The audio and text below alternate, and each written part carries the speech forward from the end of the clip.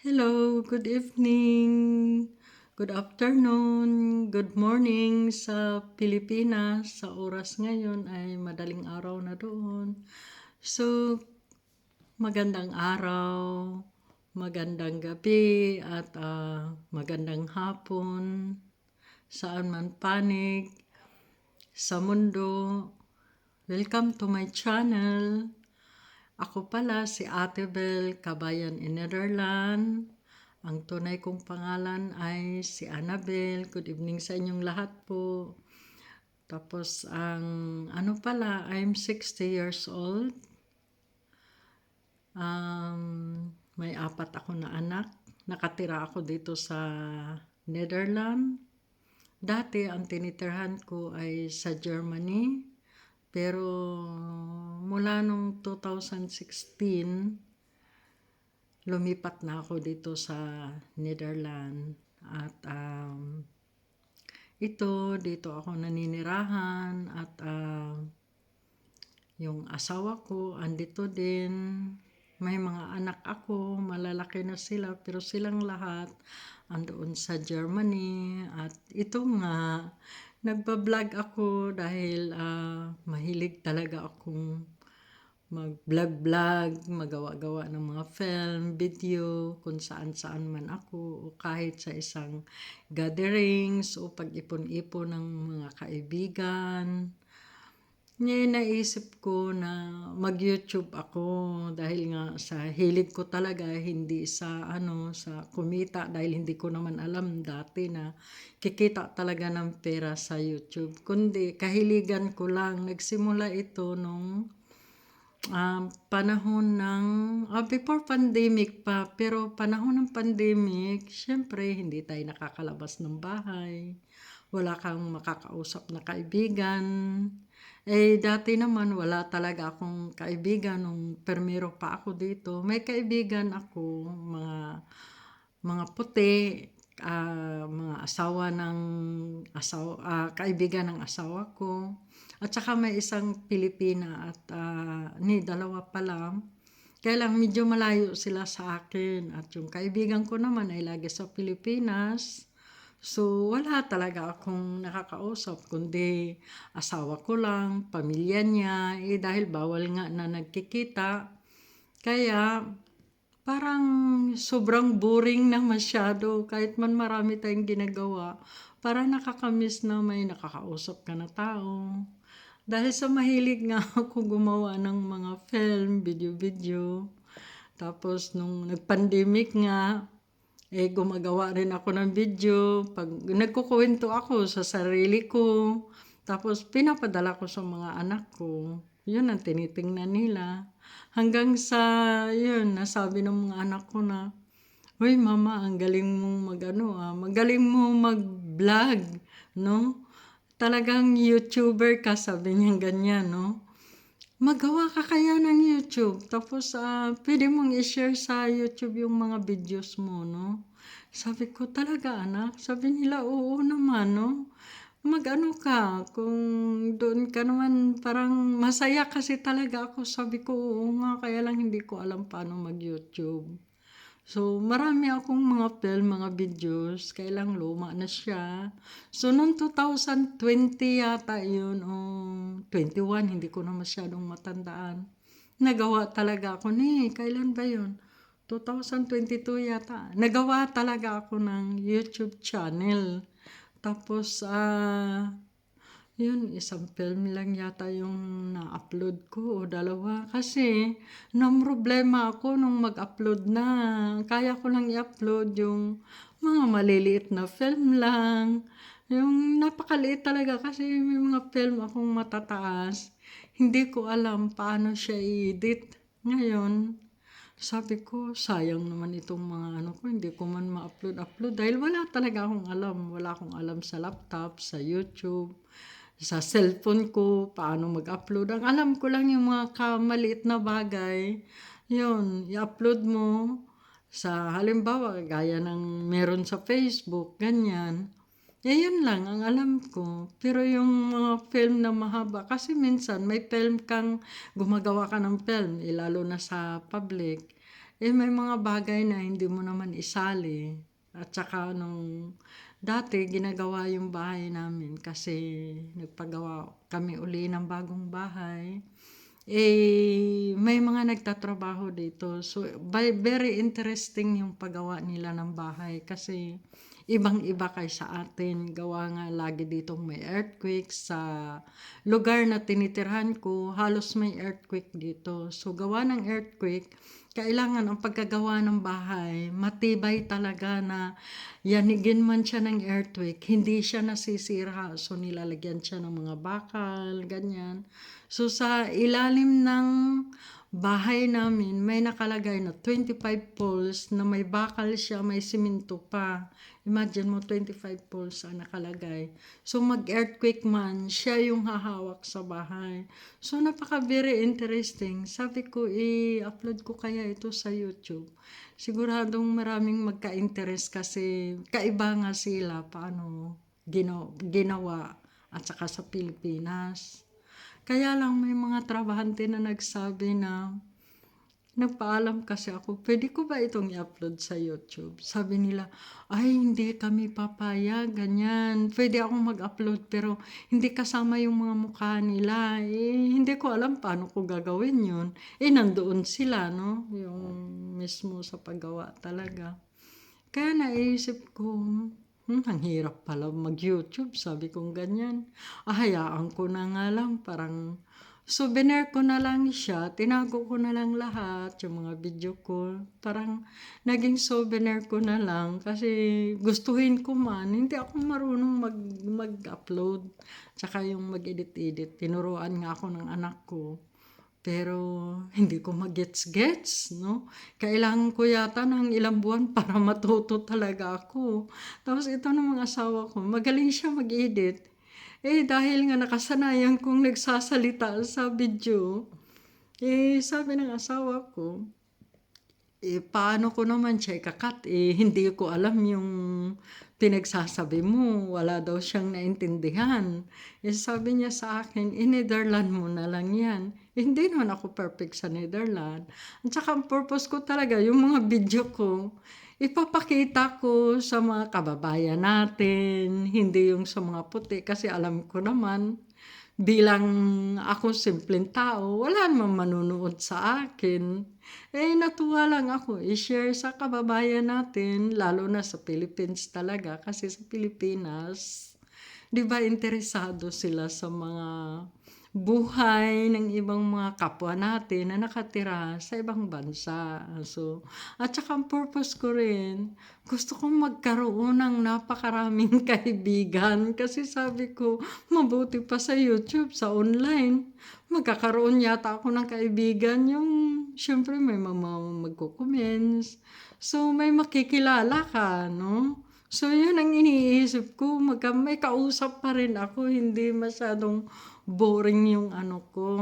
Tapos, okay, kung may manood man talaga ng mga hindi nating kalahi, di syempre matutuwa ako dahil kahit papaano magtatanong yan sila, no?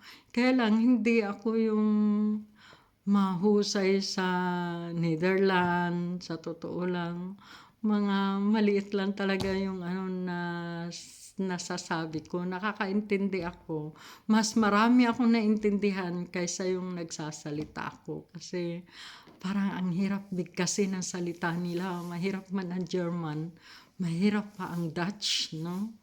Kasi may mga sila na parang dinadaan dito sa lalamunan ang pagsasalita. Hindi ako marunong talaga. Kahit anong practice ko.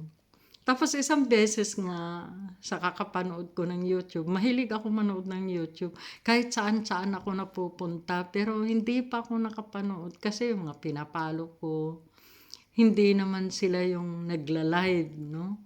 Isang beses, parang accidentally lang, nadaanan ko si Sis Linda's World in Germany. Tapos yun natigil talaga ako at pinapanood ko siya. Tapos sabi ko, nag-hi hello ako na, ay gusto ko rin ng ganyan. Sabi ko gano'n. Gusto ko rin mag-YouTube, paano? Tapos yung kinuwentuhan niya, nasabi nga niya sa akin. So, naging kaibigan ko siya, tuwan-tuwa ako. At yun, nakuwento ko nga na matagal ko nang gusto mag-YouTube, ganyan. Hanggang sa na ano ako, na-motivate ako, na-inspired ako sa kanya, sa kapanood ko. Yun, na-motivate talaga ako. Ang galing naman niya. Sabi kong ganun. Gusto ko rin maging ganyan. Tapos yun, nakuwento ko nga kay Sislyn na gusto ko mag-YouTube. Hindi ako marunong mag-edit. Tapos sabi niya, sis, wala nang edit-edit. Kung talagang gusto mo, go ka lang, no? I-upload mo na yan. Sabi ko, paano? Tapos, yun nga, nabanggit nga niya na pwede naman kasi minsan napapahaba nga. Kahit maputulin ko, ang pangit naman puputulin ko. Minsan yung mali ko, kauumpisa pa lang, halimbawa. O hindi naman sa umpisa talaga, yun, madali lang siya. Tapos yung iba tuloy, pwede kong i-ano yun.